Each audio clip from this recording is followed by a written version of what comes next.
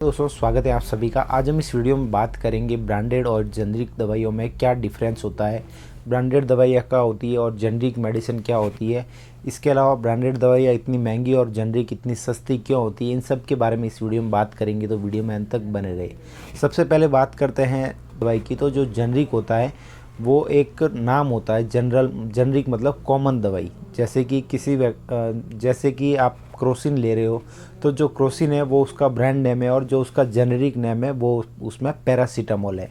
ठीक है, इस तरह से आज इस वीडियो में हम समझेंगे कि जो ब्रांडेड और जेनरिक मेडिसिन में क्या क्या डिफरेंस है और उनके जो एमआरपी है उसमें इतना क्यों फ़र्क है। तो इन सब के बारे में आज इस वीडियो में जानेंगे, तो वीडियो में अंत तक बने रहे।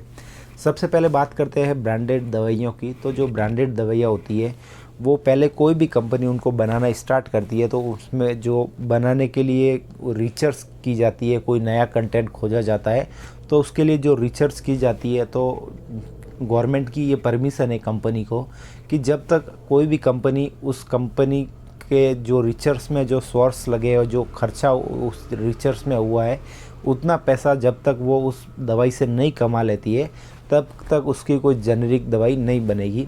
ऐसा गवर्नमेंट का एक पेटेंट है उनके लिए दिया हुआ कि जब तक आप अपने जो रिसर्च का और अपना जो उसमें खर्चा लगाए वो आप नहीं निकाल लेते हो उस मेडिसिन से, तब तक आप उसको ब्रांडेड रखो। उसके बाद में वो धीरे धीरे जब उनका खर्चा निकल जाता है तो वो अलग अलग जगह उनका जो कंटेंट होता है वो डिस्ट्रीब्यूट हो जाता है। तो जो जेनरिक दवाई बनती है उस कंटेंट की, तो जेनरिक दवाई बनाने वालों को फिर उतनी रिसर्च की ज़रूरत नहीं पड़ती है, उतने मापदंडों की ज़रूरत नहीं पड़ती है। तो इसीलिए जेनरिक दवाई का कॉस्ट कम आता है और जो ब्रांडेड दवाई है उसका कॉस्ट ज़्यादा आता है। ये हुई उसके पहले रीज़न की बात। अब उसके दूसरे रीज़न की बात करते हैं तो वो है ब्रांडिंग। जो जेनरिक दवाई है वो थोड़ी मार्केटिंग और ब्रांडिंग का खर्चा कम करते हैं कंपेरेटिवली। जो ब्रांडेड दवाई है वो थोड़ा अपना जो एमआर हैं उन लोगों को भी ज़्यादा मार्केट में भेजती है। इसके अलावा उनकी जो कॉस्ट होती है, जो डिस्ट्रीब्यूटिंग कॉस्ट होती है वो ज़्यादा होती है, क्योंकि डॉक्टर के पास वो एमआर से कंटिन्यू जो अपनी दवाई को प्रेस्क्राइब कराते हैं, डॉक्टर का खर्चा मान लो आप, जो एमआर रखे होते हैं उनका खर्चा मान लो आप। तो उस स्थिति में ये दूसरा कारण है कि ब्रांडेड दवाइयाँ महंगी होती है और जेनरिक दवाइयाँ वो सस्ती होती है। ठीक है, अब बात करते हैं जेनरिक और ब्रांडेड दवाइयों के जो उसका इफ़ेक्ट है उसमें फ़र्क होता है या नहीं होता है।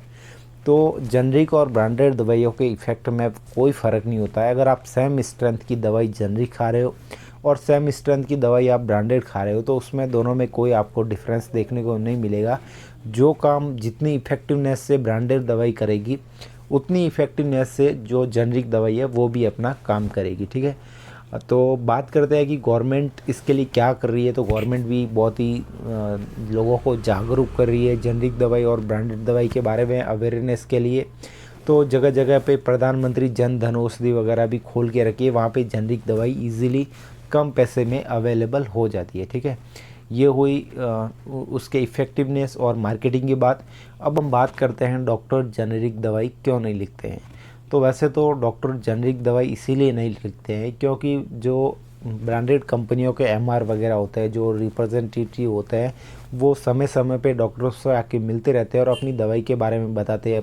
उनके दवाई का जो प्रमोशन वो डॉक्टरों के सामने करते हैं, तो डॉक्टरों के जो उनको याद रहती है वो वही मेडिसिन रहती है, तो इसीलिए वो प्रिस्क्राइब कर देते हैं। लेकिन कोई मेडिकल स्टोर वाला आपको वही सेम कंटेंट में कोई दूसरे ब्रांड की दवाई देती है, तो जो जेन्युइन डॉक्टर होते हैं, आजकल बहुत सारे डॉक्टर ऐसे हैं जो नहीं मना बोलते आपको। जो जेनरिक दवाई होती है अगर आपको सस्ती मिल रही है तो डॉक्टर आपको मना नहीं करेगा वो दवाई लेने के लिए। ठीक है, तो कुछ डॉक्टर ऐसे भी है जो कॉलेब होता है उनका किसी एमआर के साथ, किसी कंपनी के साथ, तो वो ऐसी स्थिति में जो सेम दवाई है वही देने के लिए बाध्य करते हैं। बाकी आजकल डॉक्टर भी जेनरिक दवाई को अलाउ करने लग गए हैं। ठीक है, ये हुई जेनरिक और ब्रांडेड दवाई की कंपैरिजन, और उम्मीद करता हूँ आपको हमारा ये वीडियो पसंद आया होगा। अगर वीडियो पसंद आया तो वीडियो को लाइक करें, चैनल को सब्सक्राइब करें, और भी अगर आपके दिमाग में कोई जेनरिक और ब्रांडेड दवाई के रिलेटेड कोई क्वेश्चन है तो आप कमेंट बॉक्स में पूछ सकते हैं,